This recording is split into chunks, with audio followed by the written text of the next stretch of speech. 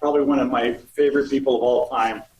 Well, he couldn't make it, so we have Jim Hughes here instead. I knew that was coming. Jim Hughes is one of our Arizona drag racing legends, and it's very, very well earned. And we wanted to do one quite a while with Jim, but he's just hard to track down. So we had to come down to his track here in Tucson and actually tell him that there's something great in here, but we tricked him into this. So basically, Jim, thanks for joining us. Right. So good to see you, Chris. I've known you for a long time. I've known you to be a business guy, a drag racer, a business guy, a better drag racer, a business guy, a killer drag racer, and also from the family business, you moved on and did a couple of different enterprises, and then you got crazy and you said it's got to be easy running a drag strip. So you've done it all. But let's start back to where were you born? Elgin, Illinois. And how did you get from Elgin, Illinois to Phoenix? Parents came out to Arizona, I think in 1971, and they were, of all things, they were going to buy a hotel in Tucson. The deal fell through, and they went to Phoenix, and my dad was looking for a job, and so he went to work for a converter company and told the guy that he thought he could bring some good ideas to his company. And the guy said, if you think you could do it better, go do your own. So Dad started one in 1970, 71. And so we've been around that and grew up kind of in the converter business and loved it. Loved working with Dad and learning from Dad, and then kind of going off on my own and doing different things, got into the racing because my dad was all about OEM converters. And so I really wanted to get into performance stuff, and he didn't want to do it, and the family was against it. And so I quit, went and dug swimming pools for a while. And then my mom brought me back, sat me down with my dad, and he said, you really think you could do so? I said, I promise you, just give me a chance. Well, and before we go there, because I'm excited about all that, you do racing. Yep. And you started getting interested in drag racing. How did you do drag racing? How did that start? Actually, I started with ADRA, Arizona Drag Racing Association, back with probably yourself, Pat Sardina, Bobby Weatherman, and there was this group that got together at a pizza place, and they said, well, come on down, and it was a bunch of bracket racers that club is still going strong today. And I heard that the Reagan and Alan Walcott may be stepping up and taking that over. Good. Tim DeBrocky's got it right now. He wants to step down. So Alan and Reagan are interested in taking it over. I think they're going to do a fantastic job with it. But that's how I got started and bought a 65 Chevelle for $1,500 from Curtis Fischel and drove it halfway home, towed it the rest of the way, it broke down, and built a converter for it to go out and test it. And that's kind of how I really got into what does a converter do. So that was the start. And then so I want to bring that together. Yeah. Having the Chevelle was one of our workers, Josh, who was a welder. He said, why don't we put a car together so we can build converters and test them? And so we did. We put it together, and it was great. And we used the flat back converters in and out of that car all the time, and trial and error, and I'd blow stuff up on the jack stands, never made it off the trailer. But that's how you learn. So fast forward some 40 years later, 2 days before my dad died, he said, you were right about that racing stuff. Well, you took some, I remember I sold your converters in my speed shop. And back then, the number one seller was a GM25. Yep. And then a GM30. And then you did some other stuff that, about every street car on automatic in my part of town had one of your converters in it. Right. And they tell somebody else, and that helped. But your big deal was when you jumped up from street converters to really drag racing. And that took a lot of research and development, which grew through the years. And that's what's the interesting story is that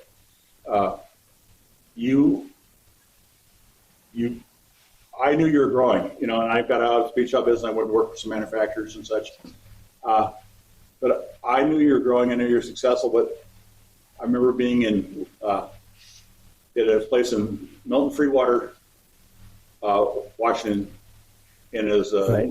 I think it was a dealership or a dealership that had a performance section, and they had a used performance display in there. And I remember getting a hold of you saying, like, "Way to go, buddy!" Yeah, all right. And then I would go back to be back in Florida, and I go through speed. It was not before National bought it, but Southern Performance. Right, And right. I see your stuff back there, and it was like having known what you started out, what your passion was, and to where that company got, and then all of a sudden, bam, NHRA, and you start, your cars were winning national events and running great, and you became, back when I was doing it was either an A1 or early day of TCI, Right. Cone. There were a couple of converter companies, and you weren't quite there yet. And your passion for racing drove the business, and the passion for the business drove the racing because they went hand in hand. And that's something to really be proud of. I know that over the years, Thank you. a lot of heavy hitter racers all of a sudden started sporting used converter decals on the cars, and that had to be a great feeling for you. But when did you feel you really turned the corner with the business on the racing side? What was the One thing I remember, and this is not to blow you up, but you were, I believe, on Indian School when you had Performance Plus. It was on 43rd Avenue. 43rd Avenue. Right. You came in, we're talking about converters, and you well, I won't run A1. If you want to sell your stuff, you need to go out there and make a name for yourself. Like, really?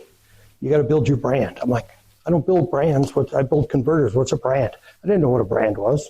I was 20 years old or whatever it was back then. And you said, go out, build a name for yourself, build a name for your product. And that's what I try to do. So thank you. Between you, Loper, Tom Turley, that's how it really all started. Mansler. John Mansler, that's a whole nother story. Right. He is a mentor for so many of us. Yeah, absolutely. And in later years, he said, Hughes, there's more to life than NHRA drag racing. I'm like, well, what? How can that be? And so he got me into SEMA, got me into PRI, working with you at PRI, and then getting the Hall of Fame for MPMC. So many great councils to be involved with. On the MPMC Council, which is a Motorsports Parts Manufacturer Council, which of SEMA is most likely what the original SEMA was. Basically you got a performance competition parts or something to do with racing. And you just served on the council. I had too, but it was really great this last year to see you go into that Hall of Fame. And Yeah. I know it meant a lot to you, and it's well deserved. Carl Fickler, another good mutual friend of ours, Yeah. who, he's done a lot. We pushed him a lot to do what he did. Yep. Part of what you've done is that you pay it forward. You're not. You have learned how to take your company hat off and put your industry hat on. You take your company hat off and put your racer hat on, and separate them. And you realize as you do one with well, the other one will fall because people see the character that you are and the type of man you are. And you've done that. You took over Don Davis race cars. And Yeah. that was another venture. I'll tell you where a lot of that came from, and that's from our good friend, Scooter Brothers. Scooter is a huge mentor for all of us, and I was sitting in my motorhome one time at Indy with Scooter, and I said, something's wrong. I'm racing cars. I'm winning national events, and I'm like, cool. And the feeling just wasn't there. And he's just smiling. And he said, you're at a point in your life, you've been there, won that. Now it's time for you to take your helmet off and start racing companies, not cars. And you will get the same satisfaction. When older, we race companies. Had he not told me that, I would have thought, what's wrong with me? What? So the Don Davis thing, I had a car being built there, and Don Davis sold the company, and another great man, still alive, amazing, an actual genius, one of the guys that started MSD and built sprint cars and drag cars. I learned so much from him. And Don was another guy that, I've got into plenty of his cars, and when he sold the company, the guys that bought it kind of ran it into the ground, and I went there to look for any parts left over, and it was garbage. Everything was in a big pile. And so I was going back to Phoenix. I thought I'd go see Don, and I said, hey, you got any years left in you? You want to put the company together? He said, no, not unless you were involved. And I said, well, if I buy it, will you help me? So I bought all the scraps, all the molds, the jigs, the fixtures, 50 years of this man's business. And we put it together. And I brought on Tim Brown from El Paso, huge asset to us. Turned into a great friend. He's really, truly like a brother to me. And then my kids, Jake and Joey, got involved with manufacturing. I sent them to El Paso, and they learned from Don Davis. So they learned from the best. And I still use a lot of his theory and technology today to help people set up their cars and their chassis. I love doing that. And we built probably 25 cars, kept the company together, rebuilt the company, and then I since sold it to Scott Anderson, who moved it to North Carolina. He's doing a great job with the cars now. But one of the coolest things is I got a call from Tom McEwen, and Tom said, hey, kid, tell me about this. You bought a race car shop, Don Davis. And I said, yeah, and Tom is, he's a hero, right? And he said, that's really cool.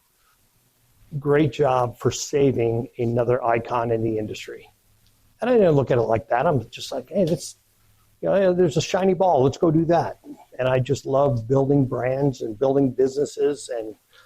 And then after 40 some years at Hughes Performance, I loved it. When a big step that we made is when I realized we need to get in the transmission business. So I hired Pat Jackson, bought his company. He came on board, and that's what started the transmission business. And it was, the two go hand in hand. And there was B&M, Art Car, A1, Bobby, on the West Coast, Bobby Thompson. They all did converters and transmissions. So again, the family was against it, but things usually turned out pretty good. And, family businesses are tough. And I was just at a point where we were going different directions. But that opened you up to like a lot of street rod business and the other thing. Once you had the transmission side of it, people for their hot rods, monster trucks, whatever, they could all call you. It took off. And because you had the transmission now. Right. We had a full line.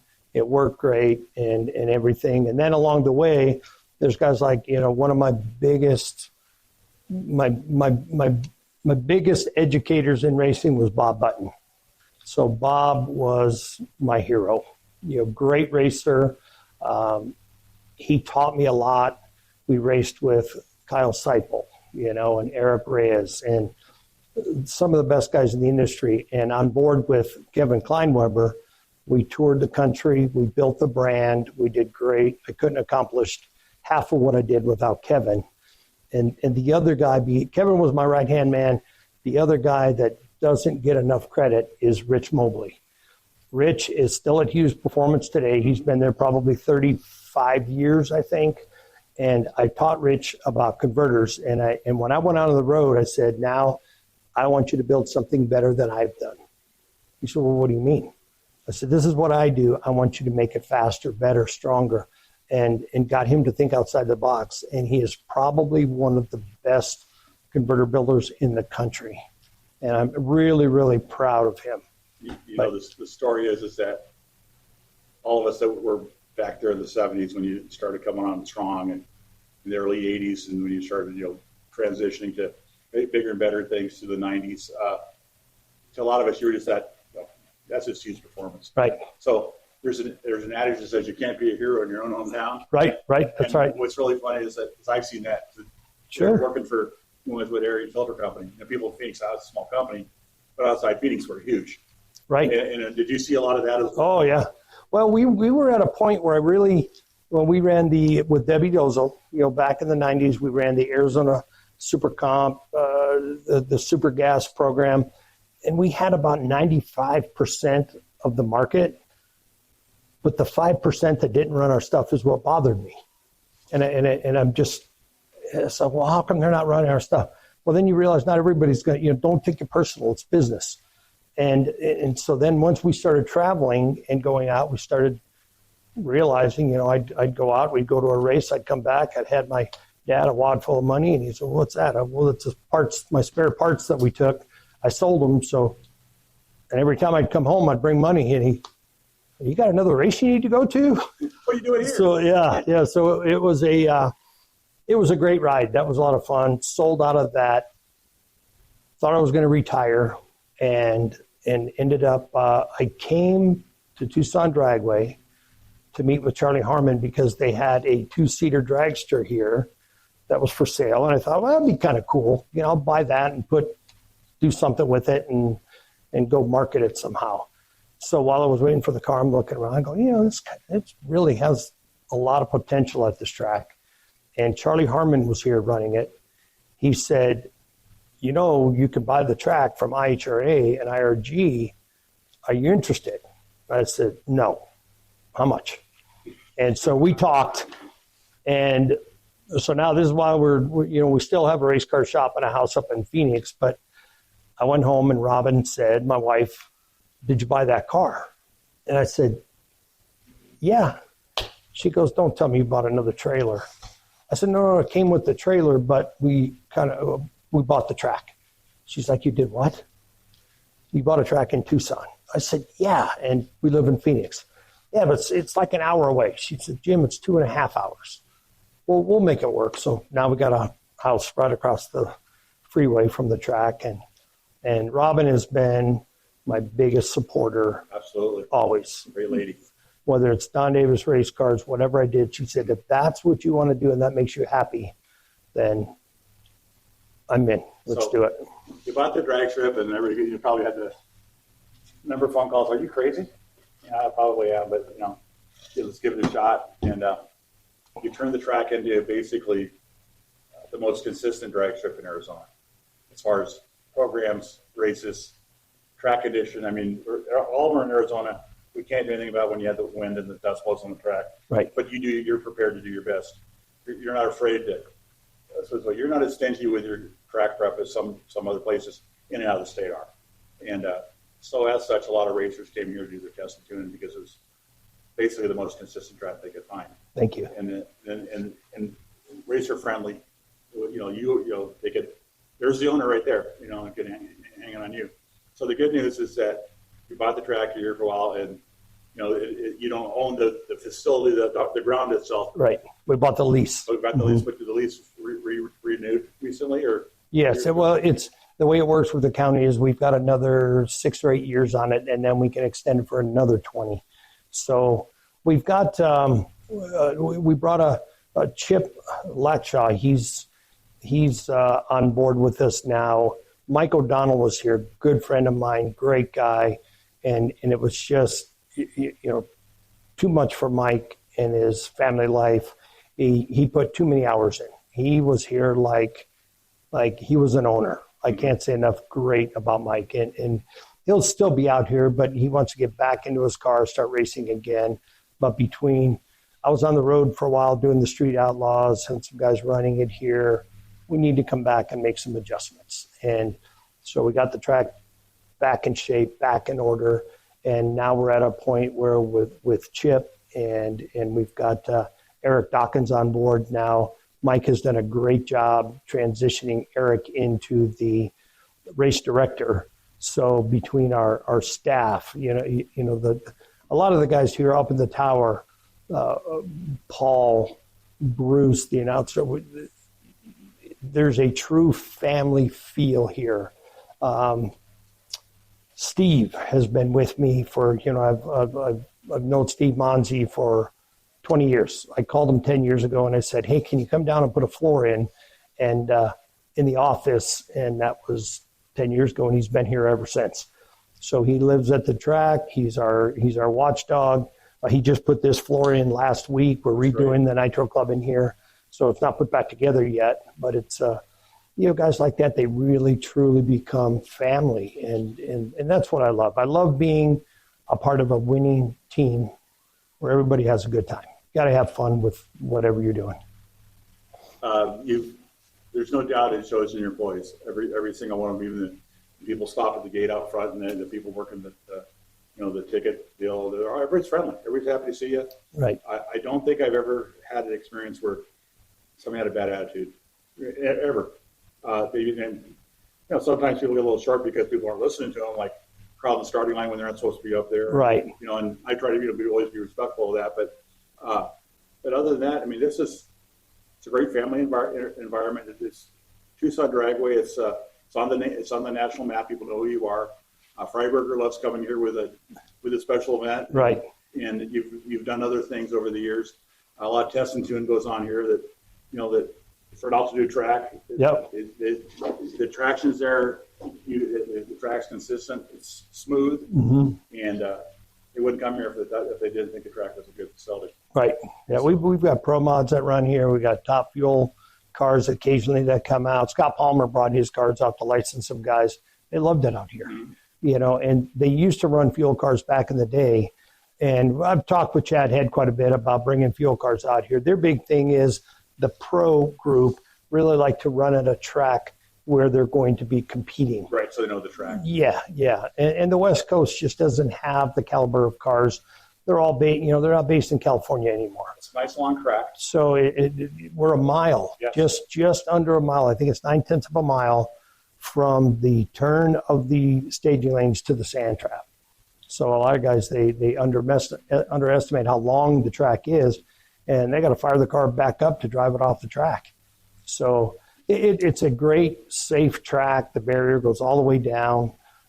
We've got Bob Brockmeyer has put a lot of time and effort out here into the timing system. The Musco lighting is phenomenal. Back when they built the track in 1997, they did a great job. They brought a lot of power in. The Musco lighting is some of the best at any track that I've been to. We'd like to get some more pit area in. We're talking to some promoters right now about doing some bigger events where we bring some fuel cars in. So that'll be cool, but we don't need to be the biggest track. We just want to be America's friendliest racetrack. And the great thing about the spirit of drag racing, it lives on here with, you and I both, grew up in the Phoenix area, and we had to race those people from Tucson. Oh man. And right. They thought the same of us. And, the great thing about Phoenix and Tucson is they're like brothers. So we can fight with one another, but we got out of town, we're all best friends. But right. There's a lot of great racers and history, legendary history here in Tucson, and multi-generational families that, they're still racing, and they can bring their kids out, and their kids start junior dragsters or the big wheels, and you have something for everybody here. Right.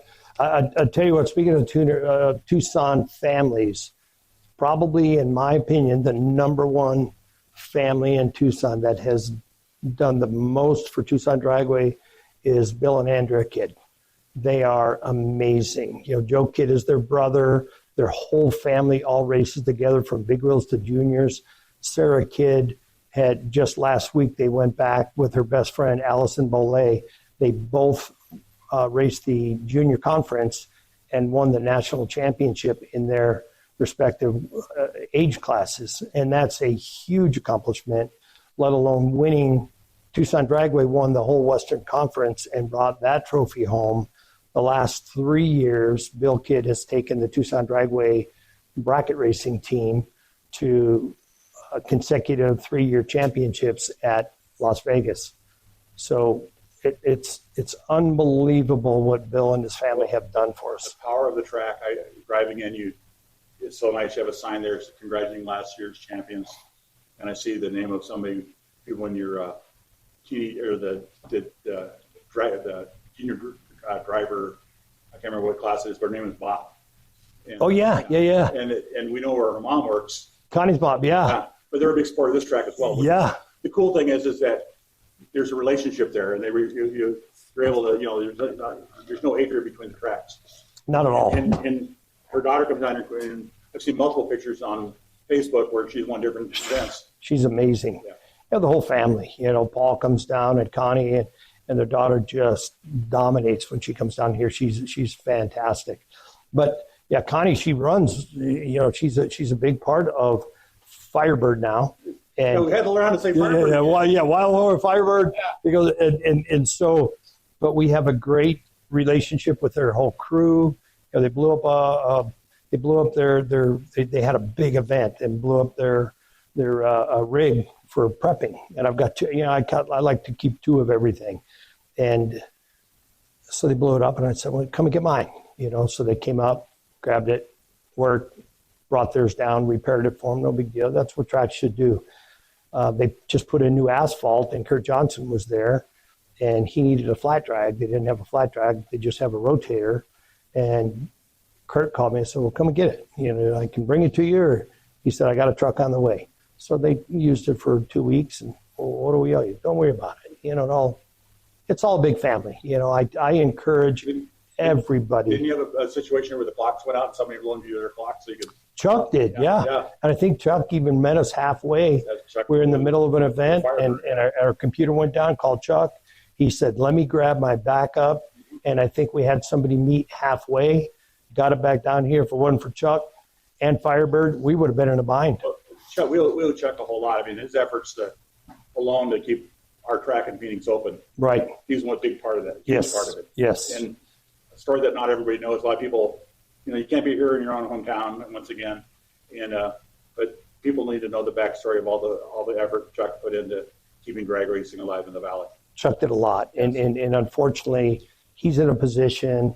A racetrack is a very thankless job. Mm-hmm. I mean, you put so many hours in to keep it going, and you're here at 7 o'clock in the morning. Sometimes you get home at 1, 2 in the morning, and you try to keep everything as smooth as you can, but there's going to be problems. But you got to be proactive, fix the problems. So Chuck I give him a lot of credit. He's done this for a long time, and there's a lot of guys in the industry that by this point would have been very burned out. Charlie Allen was a good mentor to him. Yep. And he tells great stories about Charlie, and that's what you've done. You've had several people come through here and do well, and you've as you did in the converter business, as you did in the chassis business. Right. You pay it forward. That's why you got the recognition of the NPMC in their Hall of Fame. It wasn't because you won the 2002 Super Comp World Champion in NHRA, which, by the way, congratulations again. Right. Thank you. Thank you. But the reason why you got it is because you make it better for everybody, and that's what makes you a legend, and you should be very proud of it. I don't know about that legend stuff. It's all the people behind me that really deserve the credit. Sheldon Gecker, Anthony Hernandez. I used to drive the Hot Tamale car. I've had guys that I've driven for that had enough confidence in me to drive their cars, and I thought that was cool. And I thought, how can somebody own a car not drive it?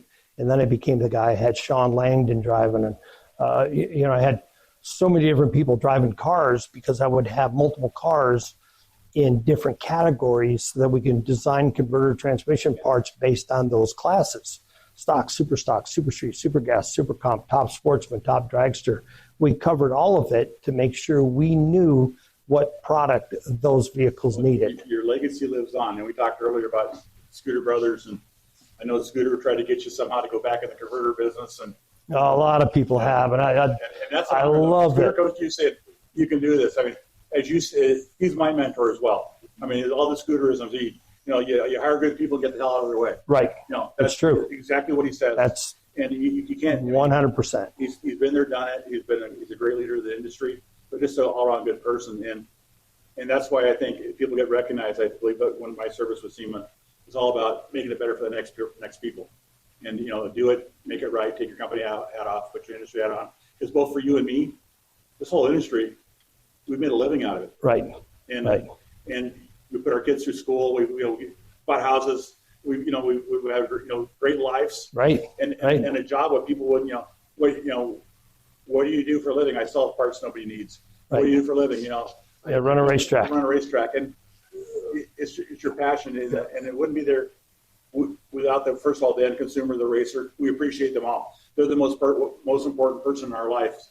When the racers and the spectators in the sport, but you've earned that, and that's something you should be very proud of. Thank you. And I get really, you can tell I'm amped up right now because I love people who've done it the right way. And way back when, I remember I was proud to have my speed shop's name on your race car for a while. Yeah, that's right. Performance Plus. Yeah, no, that was a cool. You were really, back in the day, you were a big part of my growth in the industry. Johnny Loper was brutal before I got our company in with Jags and Summit and, Right. and knowing all the right people, the Coughlin family. It's all about relationships and working with Scooter Pico. He used to run the motorsports at Summit.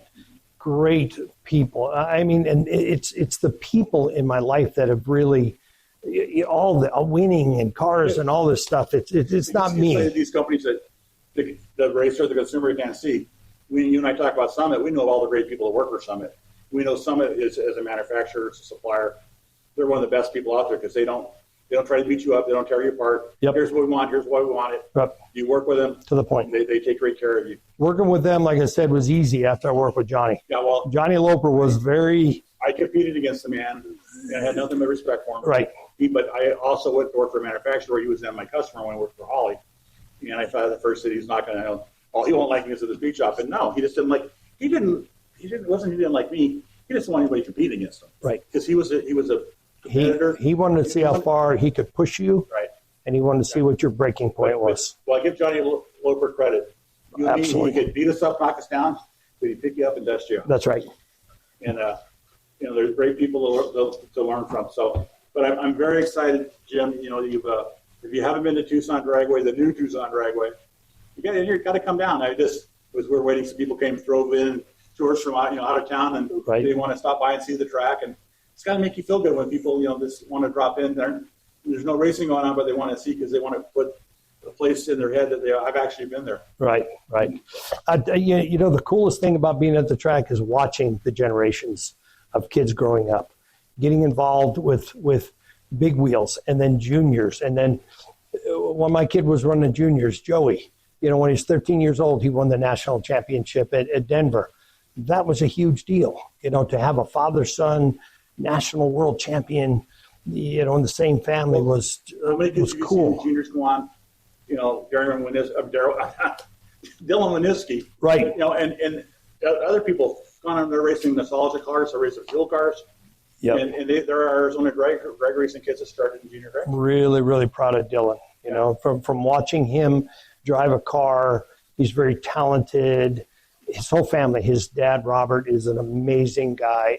And just watching success stories like that is really cool. He was in the seat of my altar. I couldn't make it because I was in the hospital. But I sent the That's guy right. down there anyways. Yep. And I was fortunately, it was being streamed. I was able to watch the car go out of the track. And the greatest thing that Pat Sardina, my crew chief, said is that Dylan's got his head on right. He's just a young guy. Yep. But he's got passion. And his dad did an amazing job. Exactly what the car's doing on it. He had a misfortune here of their family car, the wheel broke. Right. And going on a side. Yeah, we were here. He could tell you everything happened. He wasn't, even his dad said he was more mad that it happened. Absolutely. But he wasn't angry. He just felt like he let people down. But the kid, it's part of it. When a car loses a wheel going on the track, it can be really, really, really, really bad. And it was bad, but it wasn't really, really, really bad because he felt something, you could shut it off. Right. It wasn't tire shake, it was something else. Yep. And that kid, everybody, watched him as he grows and started off in junior dragster. That's a hard thing. The crashes are going to happen. And as soon as it happened, was it the car? Was it the driver? Was it the track? What's the problem? And that's why out here, we've got Rich Thiem. He runs our safety division out here, and everything is checked and rechecked before every event. And you've got to. The response time is everything. And when you're out there in the track and you pull somebody out of a burning car and you can save their life. We had one gentleman that crashed, got really, really burnt, and he came out here 3 or 4 years later, lost everything, lost his life, lost his wife, lost his arm, his fingers. I think one of his legs burned him bad. And he came out here and met him at the bar. We had a bonfire going. He said, "Are you Jim?" "Yeah." "You remember me?" "No." He said, "I'm the guy you saved my life. You pulled me out of a car." And I talked to that man, and he came here to thank me for saving his life. And the condition he was in, he was thankful to be alive. And that, I still have a hard time because our response time was 18 seconds. We did everything right, but it can still happen. And that was, I'll never forget that. It makes me There's some tears in my eyes. We laughed, we cried, we hugged for an hour. And, but what I know about this track is also you train with local paramedics. When you know what to do, they come in and do some training here, and you're familiar with the first responders. Yep. You know what to do before they get here. They have prep when they get here. Yep. And not all drag strips are that way. And the reason why your management, your team, but also Tucson's a great. They support their businesses, and they support their visitors. They know that Tucson Dragway brings a lot of money from out of town, and it's just a wonderful place to race. Don't get big-headed about this or anything, but I always call this my home drag strip, and I live in Phoenix. Thank you. Okay, because I felt more at home here than anywhere else I go. Yeah, we try to make it like that. We want everybody to be welcome. And one of the big things, it doesn't matter what class you run. It doesn't matter how fast you are. And Bob Button was one of the ones that taught me that at an early age. When I was running Super Street with the Chevelle, there was this Arizona Pro Gas Association. So I went to it. And those guys wouldn't give me the time of day. Oh, he's a Super Street guy. I said, I will never, ever treat anybody like that. And between that and John Force being at Pomona back in the late 70s, early 80s, he walked past my car, the Chevelle, and he walked past and he stopped and he kind of looked and I'm like, oh, there's John Force. He stopped and he looked and he goes, hey, kid, now that's a hot rod. And he looked at the car and I went, you talking to me? And I was so pumped up. And I said, that's the way everybody should be treated. So when you come through the gates, I don't care if you're a bracket racer, if you pass tech, we're going to do everything we can to make sure you have a good time. And they all remember you too. And it's great stories. I love the drag strip, but I just can't spend enough time at one. It's 2.5 hour drive for me to get here. And it's worth every bit of effort. All right, I appreciate that. I'll pay your gas money to come down. Oh no! Now you let me in for half price. Yeah, good. Jim, don't tell Robin. You send her back to the house to get something every once in a while. Right. That's right. That's right. You're a longtime good friend, but you've earned everything. There's two guys in Phoenix. You're another guy who's done something different, but the same type of deal. Back in the day, I saw what you're trying to do. The other guy is Mike Tomaszewski with this Buick performance stuff. Yep. He's a national of the world. I mean, he's one of the leading guys now. He used to come in the shop saying, I need a manifold for a Buick. When I worked at the service center, I said, Mike, we don't have one. I needed it. And Mike, if you want one, you have to make one. Yep. He made one. Then he started building heads and blocks. Now, Pat Sardine just put together a 455 or what it's 460 something. Something right. Big Buick, all Buick parts, but all parts that Mike built. Yeah, he's done a fantastic job. But that was the same passion you had that he had, and that's what makes me feel good. Everybody feel good to see people grow and do that stuff and be successful because it's not easy. There's so much time and work and effort that goes into it. And again, without Kevin and Ryan Simonton, we call him Munson. So many guys that I had on board. Mike Crary was a huge part of our program. I used to drive way back in the day for Roger Gustin. I drove one of his cars. It was like a pro stock car, and just so many. I mean, thinking back, so many good people along the way that has really got me to where I am. It's truly, they are all the legends because they're all the ones that were part of my team that helped me get to where. And I just really truly tried to stay out of the way and try to hire good people, get out of the way. Thank you, Scooter Brothers. Right. What a great guy. He and I would argue in SEMA board meetings. We'd have a butt heads on a few things, and he goes, what we got to do now? Yeah, okay. We went and got ice cream. Right. Yeah. Afterwards, he's the one that took John Mensler aside and said, you'd be a great guy if you weren't your own worst enemy. Right. And he helped John Mensler. I mean, John Mensler turned out really with Scooter's mentoring. I mean, it's just like our industry was very lucky to have him, and we're all very lucky to have an opportunity. You've gotten to know that man. And I feel the same way about you, too. Thank you, Chris. I mean, I literally have goosebumps thinking about how blessed I am because they're just out playing. They're at the track. The amount of time and effort you sacrifice a lot of time with your kids. I'd fly home, catch games, fly back, Sean Langdon one time. He won Indy with Big Red. And it was my son, Joey's last year in football, and it was their homecoming, a big game for him. He was the captain. I flew home to catch the game, took a red eye, and got back to Indy the next morning to watch Sean win the U.S. Nationals. What a great weekend. I mean, that's stuff like that. I could never, I wouldn't change anything. I mean, it's been awesome. And you and I can both say the same thing. We still haven't figured out what we're doing when we grow up. No, I don't know if I'll ever grow up. No. You know, people say, "You ever going to drive again?" I'm like, I don't know, but I've got a new Roadster coming from Scott Anderson. It should be done pretty soon. And what we're really going to focus on in bracket racing.